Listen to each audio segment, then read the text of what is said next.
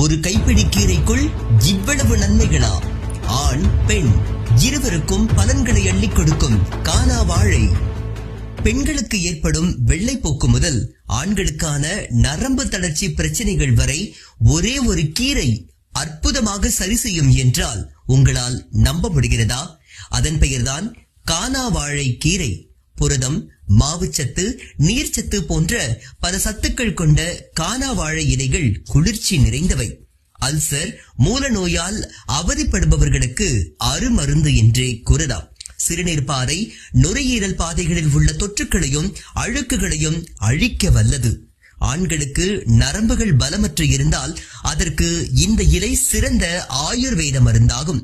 ஒரு கிளாஸ் நீரில் கானா வாழை இலையுடன் தூதுவளைப்பூ மற்றும் முருங்கை பூவினையும் சேர்த்து சிறிது நேரம் கொதிக்க வைத்து சூடான பாலில் பனங்கற்கண்டுடன் கலந்து 40 நாட்கள் குடி